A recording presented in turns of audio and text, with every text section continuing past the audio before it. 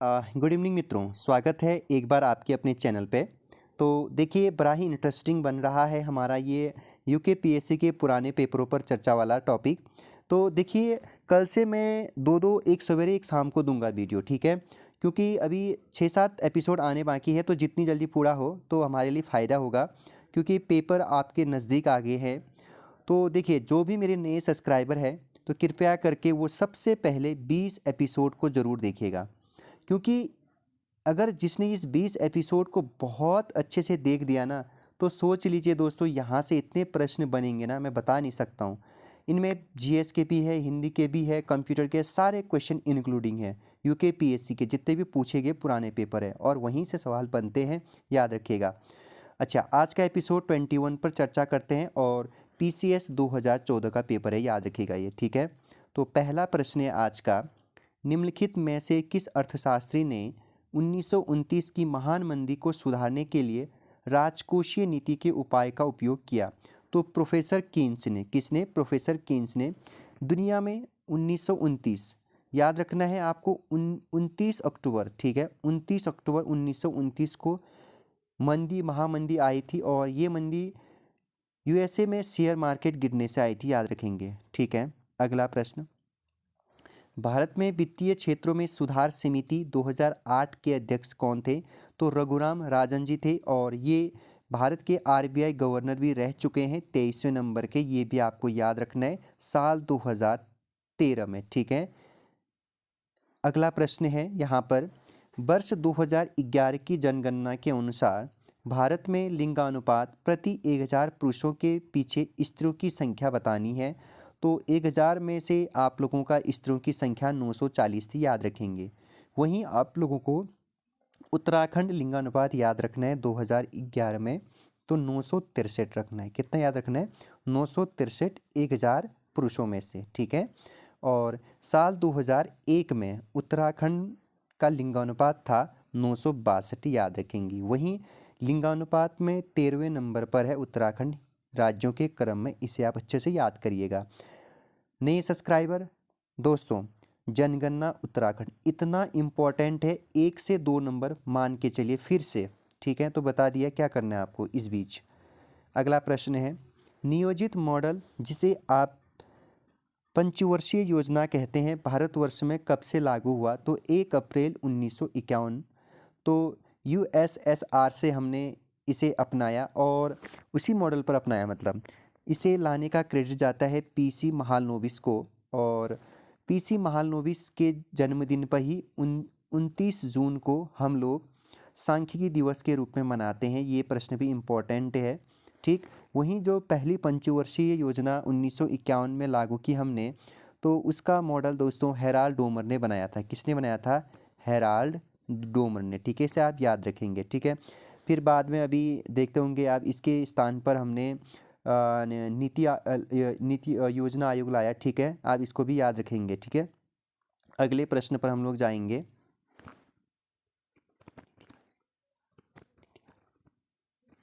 तो अगला प्रश्न है आप लोगों का यहाँ पर, 5वां प्रश्न। हाँ, निम्नलिखित में से राष्ट्रीय विकास समिति का अध्यक्ष कौन होता है? तो राष्ट्रीय विकास समिति का अध्यक्ष दोस्तों यहाँ पर भारत का प्रधानमंत्री होता है, याद रखेंगे। वही एनडीसी की स्थापना आप लोगों से पूछी जा सकती है, नेशनल डेवलपमेंट काउंसिल। तो यहाँ पर आपको याद रखना है 6 अगस्त 1952 को, ठीक है? याद रखेंगे, ये महत्वपूर्ण प्रश्न है, ठीक? जितने भी पंचवर्षीय योजना होता है, फाइनल रूप आपका एनडीसी ही देती है, ठीक है? चाहे नीति आयोग अब कहो, ठीक? तो जो भी प्लान बनते हैं, लास्ट फाइनल जिसका साइन होता है वो एनडीसी का ही होता है। अगले प्रश्न पर चर्चा करते हैं, निम्नलिखित में से कौन सा राज्य भारतवर्ष में रबर की खेती के लिए प्रसिद्ध है? तो देखिए, भारतवर्ष में रबर की खेती के लिए प्रसिद्ध राज्य है केरल। कौन सा राज्य है? केरल। और एक चीज़ और बताता हूँ मैं आप लोगों को यहाँ पर, रबर की खेती के लिए दुनिया में प्रथम उत्पादक जो देश है ये है थाईलैंड। कौन सा देश है दोस्तों? थाईलैंड। आप इसे अच्छे से याद करिएगा, थाईलैंड, ठीक है? प्रथम नंबर पर है, इसे कई बार सवाल बनता है, ठीक है? अगले प्रश्न पर हम लोग जाएंगे और काफ़ी महत्वपूर्ण प्रश्न है अगला, निम्नलिखित में से कौन एक राजकोषीय नीति का भाग है? तो राजकोषीय नीति, तो आज बजट पेश भी हो गया, कल मैं बजट पर वीडियो भी बनाऊंगा दोस्तों, ठीक है। तो यहाँ पर आपका टैक्स पॉलिसी आपका राजकोषीय नीति का भाग होता है, याद रखेंगे, ठीक है। यहाँ पर उत्पादन, विदेशी नीति और ब्याज दर नीति ये आपका राजकोषीय नीति का भाग नहीं होता है। एक चीज़ आपको मैं बता देता हूँ, राजकोषीय नीति क्या है, ठीक है, या किसे कहते हैं, ठीक है। राजकोषीय नीति दोस्तों सरकार की जो आय, ठीक है, याद रखेंगे, आय, व्यय और इसमें आप ऋण और टैक्स से संबंधित नीतियों से लगाया जाता है, या फिर ये कह सकते हो कि इनके उद्देश्य प्राप्ति के लिए राजकोषीय नीति व्यवस्था बनाए रखती है। मतलब ओवरऑल आपको क्या याद रखना है कि सरकार की आय, व्यय और टैक्स, ठीक है, और ऋण से संबंधित नीतियों से आप क्या कर सकते हैं, इसको एक हिसाब से ले सकते हैं, तो वही आपकी राजकोषीय नीति होती है, ठीक है। इतना आप अवश्य ही याद रखेंगे, जिसमें आय, व्यय, ऋण, टैक्स, ठीक है। अभी के लिए आप इतना याद रखिए, सफिशेंट है आप लोगों के लिए, ठीक। अगले प्रश्न पर हम लोग जाएंगे, नरेगा, जिसे आप मनरेगा नाम से भी जानते हैं। तो देखिए ये प्रश्न बहुत इंपॉर्टेंट है, ये प्रश्न आपको अच्छे समझना है। यहाँ पर सबसे पहले आपको याद रखें नरेगा। नरेगा जिसे आप राष्ट्रीय ग्रामीण रोजगार गारंटी अधिनियम कहते हैं, या फिर क्या कहते हैं, राष्ट्रीय ग्रामीण रोजगार गारंटी कहते हैं, सीधे सीधे क्या कहते हैं, राष्ट्रीय ग्रामीण रोजगार गारंटी कहते हैं। अब एक चीज़ बताता हूँ कब आया ये, सबसे पहले आपको याद रखना है, राष्ट्रीय ग्रामीण रोजगार गारंटी अधिनियम आया साल 2005 में। कब आया, 2005 में। और इसकी शुरुआत कब हुई, लेकिन शुरुआत हुई 2 फरवरी 2006 से। कब से, 2 फरवरी 2006 से इसकी शुरुआत हुई, ठीक। और तत्कालीन पीएम थे आपके मनमोहन जी। कौन थे, मनमोहन जी। और इसकी शुरुआत हुई थी आंध्र प्रदेश से। कहाँ से हुई थी, आंध्र प्रदेश के अनंतपुर जिले से। आंध्र प्रदेश के अनंतपुर जिले से, मैं लिख नहीं रहा हूँ, स्पेस कम है इसमें तो इसलिए याद रखना है, आंध्र प्रदेश के अनंतपुर जिले से, ठीक है। और एक चीज़ और आपको याद रखने हैं, प्रत्येक वर्ष दोस्तों, प्रत्येक वर्ष 2 फरवरी को मनरेगा दिवस मनाया जाता है। मोस्ट इम्पॉर्टेंट कि प्रत्येक वर्ष या किस तिथि को या फिर कौन से दिन आपका मनरेगा दिवस मनाया जाता है, तो 2 फरवरी याद रखेंगे। और इसमें प्रतिदिन 6 से लेकर के 8 घंटे काम किया जाना अनिवार्य होता है, ठीक है। और इसमें 100 दिन कार्य, ठीक है, आपको याद रखना कितने दिन, 100 दिन। और इसमें क्या हुआ था कि 2023 से पहले तो दोस्तों, ठीक है, 2023 से पहले तो 213 रुपये पर डे दिया जाता था भारत सरकार की ओर से, तो अभी 235 रुपया हो गया। मोस्ट याद रखिएगा, मनरेगा या फिर नरेगा का वेतनमान कितना है पर डे, 235 रुपये। अब एक चीज़ बताता हूँ मैं आप लोगों को, उत्तराखंड में इसका आप चेक करिएगा, मेरे ख्याल से 201 रुपया होना चाहिए। हो सकता है इसमें बढ़ गया हो 13 रुपये, या फिर मेरे ख्याल से 213 रुपया हो गया हो, इसे भी आप जरूर चेक करिएगा। अभी के लिए उत्तराखंड में दोस्तों मनरेगा में 201 रुपया है। अगर ये शायद करंट में शायद इसमें बढ़ा दिया है, जरूर इसको एक बार याद करिएगा, 213 भी हो सकता है, ठीक। तो उत्तराखंड 201 रुपया दिया जाता है उत्तराखंड में, ठीक। अलग अलग राज्य में अलग अलग है, ठीक है, किसी में 237 है तो 235 भी है, 219 है, 217 है, आंध्र प्रदेश अलग अलग, ठीक है, याद करेंगे। तो यहाँ पर सवाल था नरेगा को मनरेगा नाम कब दिया गया, तो यहाँ पर 2 अक्टूबर 2009 से दिया गया, याद रखेंगे, ठीक है दोस्तों। शाबाश, आप लोग समझ गए हैं और समझदार है दोस्तों। तो ऐसे ही सुनते रहिए और ऐसी वीडियो को देखते रहिए। सब्सक्राइब करते हैं तो ठीक है, अच्छा रहेगा सब्सक्राइब करोगे तो, क्योंकि आगे आने वाली वीडियो का अपडेट भी मिलेगा और हो सकता है कुछ इंपॉर्टेंट न्यूज़ मैं दे दूं, तो अच्छा होगा सब्सक्राइब कर दीजिएगा तो, ठीक है। अन्यथा आप एक बार सुनिए अच्छे से, ठीक है, वीडियो को बिल्कुल सुनना है, ठीक, बिल्कुल सुनते रहना है। अभी मैं लास्ट में कुछ बताने वाला हूँ आज आप लोगों को। 9वां प्रश्न, भारतीय रुपये को मार्च 1994 से निम्नलिखित में से किस खाते में परिवर्तनीय बनाया गया, तो ये चालू खाते में बनाया गया, याद रखेंगे। अब सवाल पूछा जाता है चालू खाता, करंट अकाउंट, याद रखेंगे दोस्तों, जब इकोनॉमिक पढ़ाऊंगा ना, देखना फिर बताऊंगा आप लोगों को। सिर्फ आपको याद रखना है ये भी एक तरह का खाता ही होता है। जैसे आप लोग बचत खाता खोलते होंगे ना, बैंक में जाते होंगे तो सेविंग अकाउंट, या फिर उसी में लिखा होता है ना एसबी और एसी लिखा होता है, तो ये भी एक तरह का आप कह सकते हो खाता ही होता है, लेकिन इसका नाम क्या होता है, चालू, ठीक है, चालू खाता होता है। इसमें आप कह सकते हो कि दिन में, जैसे दिन में आप किसी अपने बैंक में एक दिन में एक बार निकाल सकते हो, लेकिन इसमें दिन में कितनी ही बार आप पैसे निकाल सकते हो, ठीक है, कोई लिमिट नहीं है और कितना भी पैसा निकाल सकते हो और जमा भी कितना ही कर सकते हो, याद रखिए इसमें, ठीक है, जमा भी जितने बार कर सकते हो। लेकिन यहाँ पर एक चीज़ है, चालू खाते में दोस्तों जितना पैसा आपने जमा किया है ना, उसका आपको ब्याज नहीं मिलता है, ठीक है, उसका आपको ब्याज नहीं मिलता है, इतना आप याद रखेंगे। खास करके इसे कौन खोलते हैं? इसे दोस्तों बड़े बड़े बिजनेसमैन खोलते हैं, एक। दूसरा, बड़े बड़े कंपनी खोलते हैं, ठीक है दोस्तों, जिसका लेन देन बहुत ज़्यादा रहता है तो वो खोलते हैं आपका चालू खाता, याद रखेंगे, ठीक है। तो इसे 1994 याद रखेंगे आप, परिवर्तनीय बनाया गया, ये महत्वपूर्ण प्रश्न है। अगला प्रश्न है, भारत सरकार द्वारा बीमा नियामक एवं विकास प्राधिकरण की स्थापना, जिसे आप इरिडा कहते हैं, जिसे आप क्या कहते हैं? इरिडा, ठीक है, इरिडा।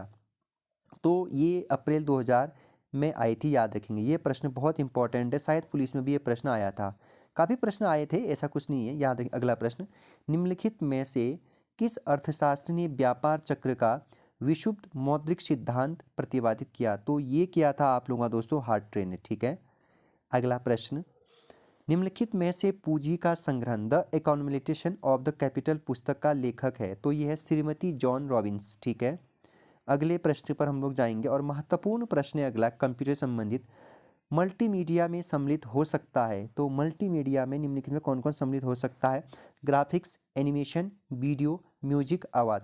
मतलब मल्टीमीडिया में से बहुत सारी चीज़ों को एक साथ क्या करना, चलाना, मतलब एक साथ काम करना, वर्क। जब आप कभी कंप्यूटर में बैठते होंगे या कंप्यूटर में जब क्या करते होंगे, काम करते होंगे, तो वहाँ पर आप देखते होंगे म्यूजिक भी चलता है, कभी वीडियो भी चलता है, तो कभी इंटरनेट भी आप लोग फॉर्म भर रहे होते हैं, तो सभी चीज़ एक साथ कर रहे हैं, तो उसको बोलते हैं मल्टीमीडिया। तो एक चीज़ और बताता हूँ, मल्टीमीडिया प्रोग्रामिंग आई थी दोस्तों कंप्यूटर की तृतीय पीढ़ी में, थर्ड पीरियड में, ठीक है।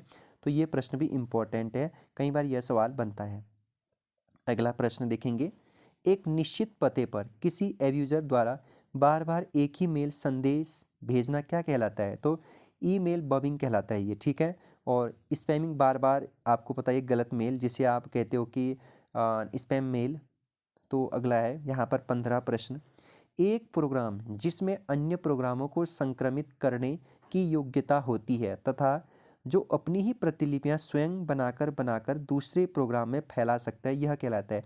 आपने कई बार कंप्यूटर में जाते होंगे तो अपने डॉक्यूमेंट जाते होंगे तो एक की क्या बन जाती है, प्रतिलिपि बन जाती है। कई बार ये वायरस के कारण होता है, ये किसके कारण होता है? वायरस के कारण। इसीलिए आप उसे वायरस से निजात दिलाने के लिए आप क्या डालते होंगे, एंटीवायरस का प्रयोग करते होंगे, ठीक है। अगला प्रश्न है सेशन का, कंप्यूटर में एक ही समय पर एक से अधिक माध्यमों के प्रयोग का तरीका कहलाता है? तो मैंने थोड़ी देर पहले मैंने इसी पर चर्चा किया था ऊपर पर, और प्रश्न नीचे पर आ गया, देखिए, मल्टीमीडिया, ठीक है, एक ही समय में एक से अधिक माध्यमों के प्रयोग का तरीका कहलाता है, ठीक है। और कंप्यूटर में आप लोग बेसिक पढ़िएगा दोस्तों, खास करके फुल फॉर्म जरूर देखिएगा। अगर आपके पास, जिसके पास भी एमसीक्यू लुसेंट है, तो उसी में शायद कंप्यूटर से संबंधित कुछ मूलभूत पीछे फुल फॉर्म दिए गए हैं, उसको ज़रूर आप एक बार बनाइएगा। और नहीं तो गूगल में जाइएगा, टॉप 50 या फिर टॉप 100 कंप्यूटर एमसीक्यू करेंगे, तो उसी को आपने 2-3 बार देखना है और नहीं देखना है। कंप्यूटर में गिने चुने प्रश्न ही है जो बार बार पूछे जाते हैं, ठीक है। दैनिक जीवन में आपने इसको ज़रूर पढ़ा होगा या फिर ज़रूर सुना होगा, अलग से पढ़ने की ज़रूरत नहीं है कंप्यूटर के लिए, ठीक है।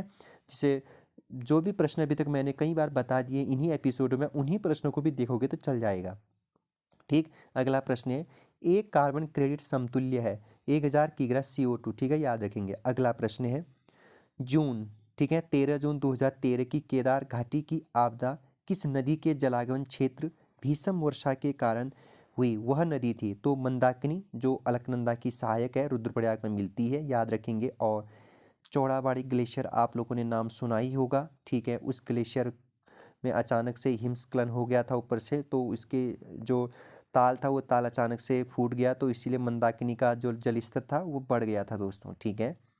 तो आपको याद होना चाहिए, अलकनंदा नदी सतोपन से निकलती है, भागीरथी नदी गौमुख से निकलती है और यमुना नदी बंदरपुछ पर्वत से निकलती है, इतना आपको याद होना चाहिए। हाँ, कई बार यह सवाल भी आप लोगों का बनता है। मंदाकिनी खुद कहाँ से निकलती है? चौड़ाबाड़ी ताल से निकलती है, ठीक, चौड़ाबाड़ी ग्लेशियर के तलहटी पर बसा है यह ताल।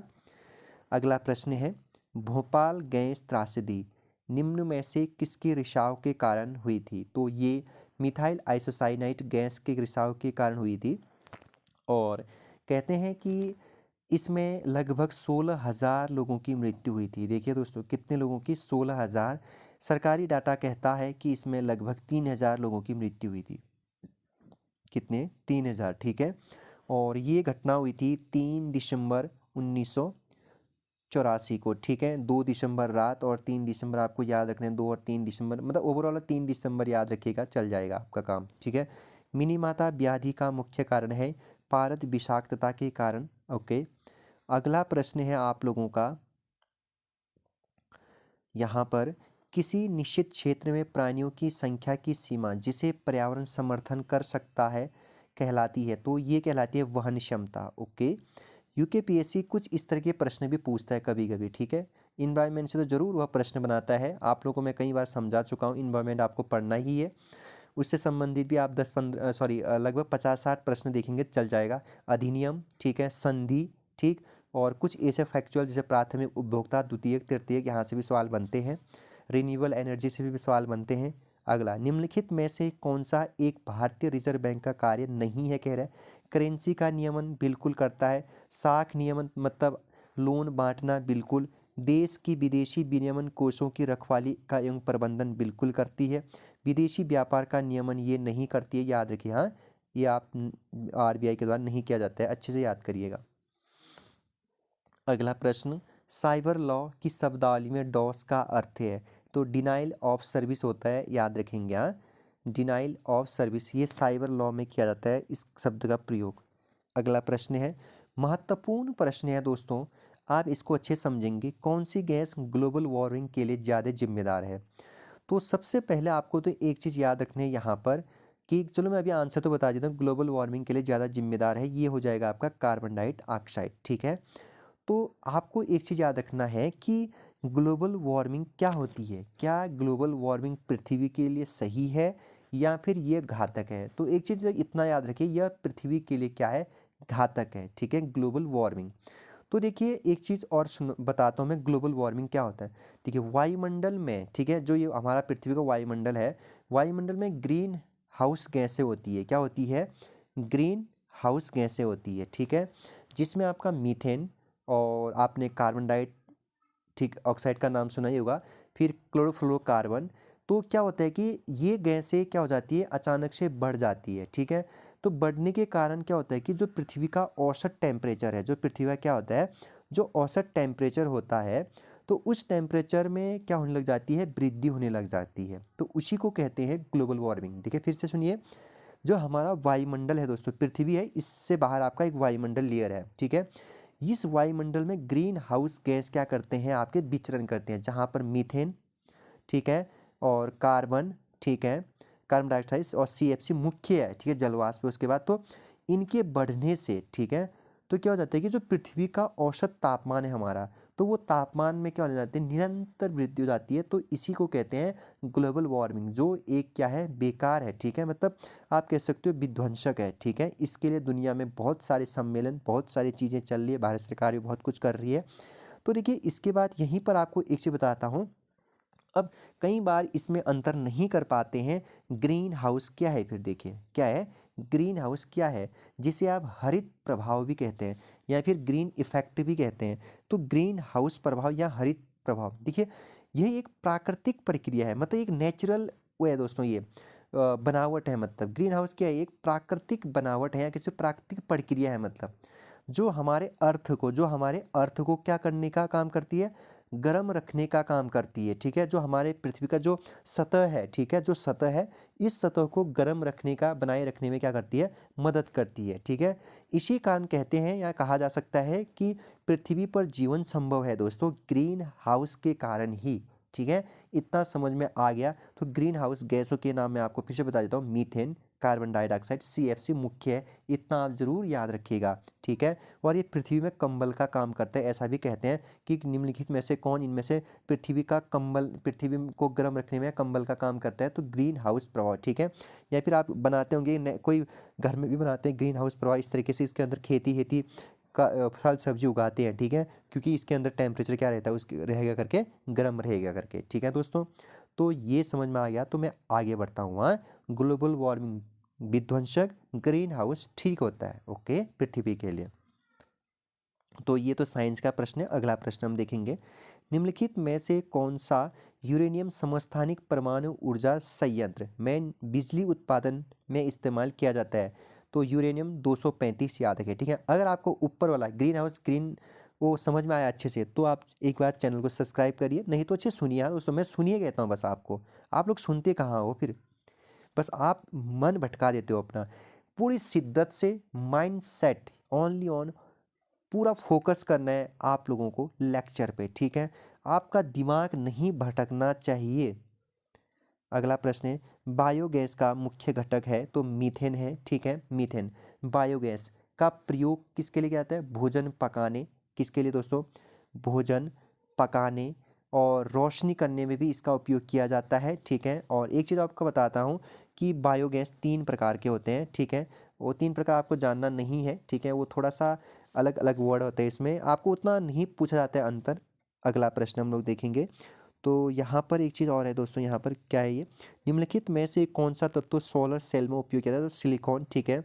तो सिलिकॉन घाटी अमेरिका विश्व में, तो कैलिफोर्निया, भारत का बंगलुरु, ये भी आपको मैंने बता रखा है। निम्नलिखित में से कौन सा पॉलीमर नहीं है? नायलॉन बिल्कुल है, क्रेपोलैक्टम है, पॉलीस्टाइन है, तो टेफ्लॉन नहीं है, ठीक है, याद रखेंगे। अगला है, कौन सा विटामिन खून का थक्का बनाने के लिए चाहिए? तो विटामिन के, ठीक है। 2-3 प्रश्न साइंस के, मैं आगे बढ़ूंगा इसको स्किप करके। अगला है प्रश्न, भारत का पहला संचालन उपग्रह IRNS-1A कहाँ से छोड़ा गया था? तो ये छोड़ा गया था श्रीहरिकोटा। और श्रीहरिकोटा नामक द्वीप कहाँ है? तो ये है आंध्र प्रदेश में, ठीक है। यहीं सतीश धवन अनुसंधान केंद्र भी है, याद रखेंगे आप, जहाँ से इंडिया का सैटेलाइट क्या होते हैं, लॉन्च होता है, या लॉन्चिंग पैड है, याद रखेंगे। अगला प्रश्न बहुत बहुत इंपॉर्टेंट, उम्दा उम्दा प्रश्न कह सकते हो आप इसको, बायोडाइवर्सिटी, ठीक है।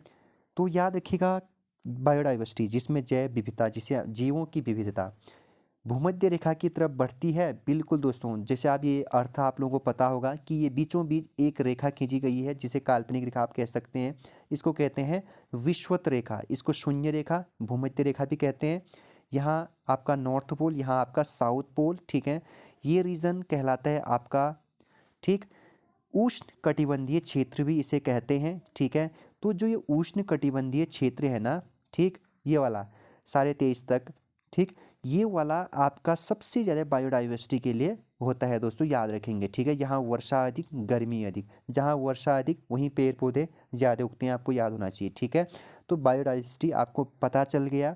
और एक चीज़ और बताता हूँ मैं आपको यहाँ पर कि जो बायोडाइवर्सिटी है ना, ये भारत में 4 क्षेत्र है। भारत में बायोडाइवर्सिटी कितने क्षेत्र है? 4, ठीक है। या फिर इसी को बोलते हैं हॉट स्पॉट क्षेत्र। क्या बोलते हैं? हॉट स्पॉट क्षेत्र, ओके। यहाँ पर आपको बाद में याद रखना है, एक तो हिमालय, ठीक है, मैं शायद इसको बता चुका हूँ एक बार पहले भी, इसको पूछा गया सवाल, ये सवाल पूछा गया है। हिमालय हो गया, पश्चिमी घाट हो गया, ठीक है, पश्चिमी घाट हो गया, और इंडो बर्मा, जो आपका बर्मा वाला रीजन है, इधर म्यांमार वाला देश, इंडो बर्मा, ठीक है, इंडो बर्मा। और एक आपका सुंदरवन डेल्टा, कौन सा वन डेल्टा? सुंदरवन, ठीक है। तो मैंने कौन से भारत में 4 हॉटस्पॉट क्षेत्र बताया आपको?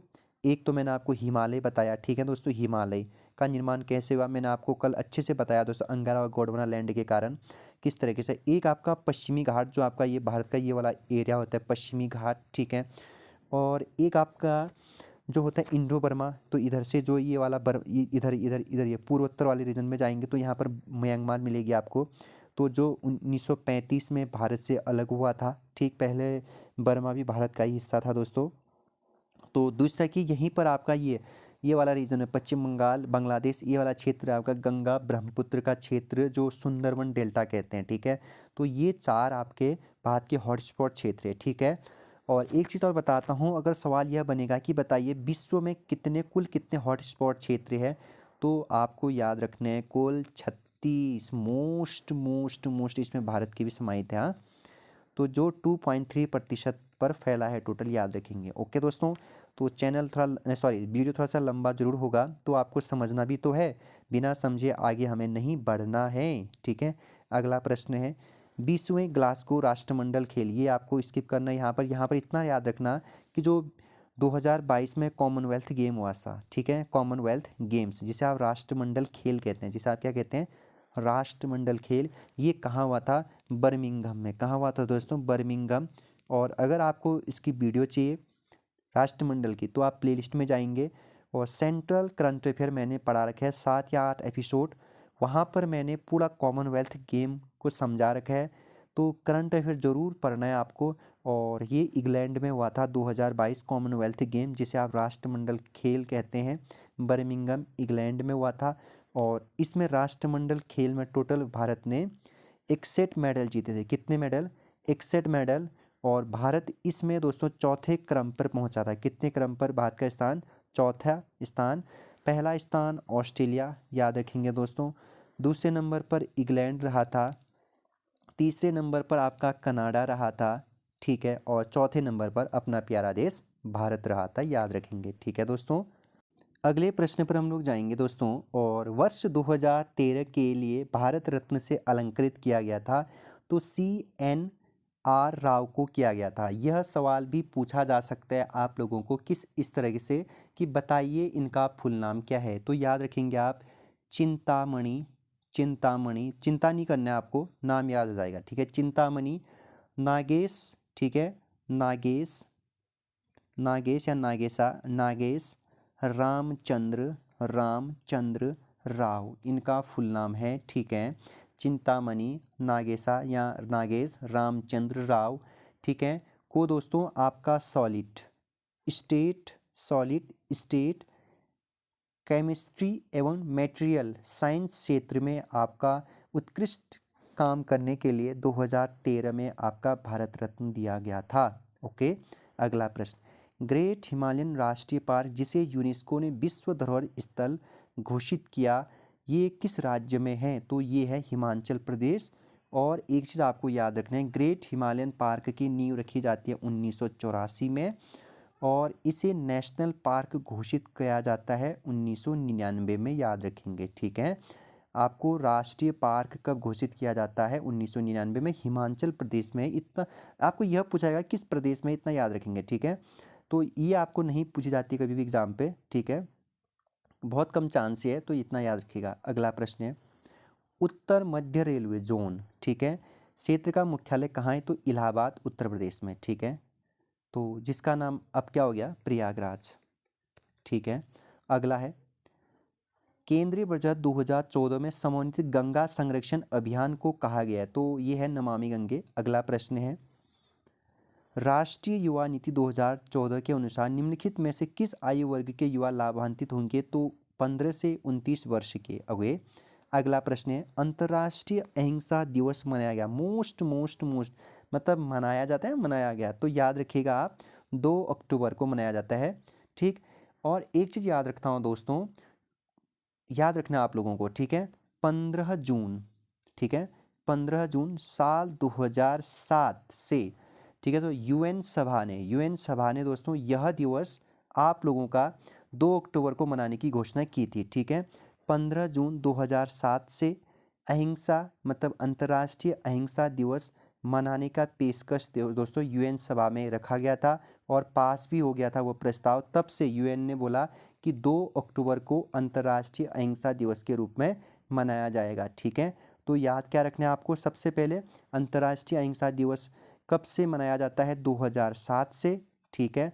और 15 जून को यह प्रस्ताव यूएन सभा में रखा गया था और पास हो गया था, ठीक है। ये आपके लिए एक अच्छा प्रश्न है। अगला प्रश्न है केंद्र सरकार द्वारा घोषित राष्ट्रीय गोकुल मिशन का उद्देश्य है, तो केंद्र सरकार द्वारा चलाया गया यह है दोस्तों राष्ट्रीय गोकुल मिशन 2014 से, ठीक है। और गायों की देसी नस्ल की रक्षा करना, उसमें सुधार करना ही आपका क्या है, राष्ट्रीय गोकुल मिशन का उद्देश्य है 2014 में, ठीक है। याद रखना यह मिशन कब आया था, 2014 में। अगला प्रश्न है POCSO जिसे आप पॉस्को कहते हैं, पॉस्को कानून का संबंध बच्चों से है, किससे है, बच्चों से। एक चीज़ आपको याद रखना है सबसे पहले, पॉस्को कानून, ठीक है, इसमें इसका असल में मेन उद्देश्य क्या है, देखिए बच्चों को दोस्तों, ठीक है, बच्चों को यौन उत्पीड़न, ठीक है, उत्पीड़न और अश्लीलता से जुड़े अपराधों से बचाना, अपराधों से बचाना ही इस पॉस्को कानून का लक्ष्य है, ठीक है। पहले इसमें मौत की सज़ा का प्रावधान नहीं था जब ये पॉस्को अधिनियम आया 2012 में, ठीक है। तो क्या हुआ कि इसमें संशोधन किया गया 2019 में। कब किया गया पॉस्को कानून में संशोधन? 2019 में, तब जा कर के मौत की सज़ा का इसमें प्रावधान किया गया है। तो पॉस्को कानून कब आया? 2012 में, ठीक है। और इसमें यह प्रावधान है कि दोस्तों 18 साल से कम उम्र के लोगों को, ठीक है, 18 साल से कम उम्र के लोगों को बच्चा माना गया है, ठीक है। इतना भी आप याद रखेंगे। और मैंने आपको बता दिया इसका उद्देश्य क्या है, यौन उत्पीड़न से और अश्लीलता से जुड़े अपराधों से बच्चों को बचाना है। और यह कानून 2012 में आया था। और इसमें संशोधन कब किया गया? पहली बार 2019 में, तब जाकर के मौत की सज़ा का प्रावधान इसमें जोड़ा गया, ठीक है। अगले पृष्ठ पर हम लोग जाएंगे। भारतीय रिमोट सेंसिंग संस्थान, जिसे IIRS कहते हैं, ये स्थित है, ये देहरादून में है। तो IIRS की स्थापना देहरादून में 1966 में, ठीक है। तो अंतरिक्ष की क्या एजेंसी है, याद रखेंगे। जो इंडियन, अगर इसको इंग्लिश में इस तरीके से पूछता है, इंडियन, ठीक है, Indian institute of remote sensor, आप याद रखेंगे, ठीक है, Indian institute of remote sensor, ठीक है, जिसे आप हिंदी में क्या कहते हैं? भारतीय रिमोट सेंसिंग संस्थान कहते हैं। तो ये देहरादून में 1966 में बना था। ये अच्छे से आप याद करेंगे दोस्तों, ठीक है। अगला प्रश्न है, निम्नलिखित में से किसने सीरिया के राष्ट्रपति का चुनाव, अब याद रखना है 2023 में कौन है, इतना आप जरूर याद रखिएगा। 2023 में अल असद है। कौन है? अल असद है, इसे आप जरूर याद रखिएगा, ठीक है, अल असद। अगला है दोस्तों प्रश्न, केंद्र की सरकार ने हाल ही में मराकेश संधि की पुष्टि की। ये पहले का है दोस्तों, 2013 में किया था ये, ठीक है। ये संधि कब हुई थी? 2013 में। तो दृष्टि बाधित एवं मुद्रण अयोग्य लोगों की प्रकाशित रचनाओं तक पहुंच को प्रोत्साहन देना आपको याद रखना है, ठीक है, 2013 में, ठीक है। तो दृष्टि बाधित लोगों से संबंधित है।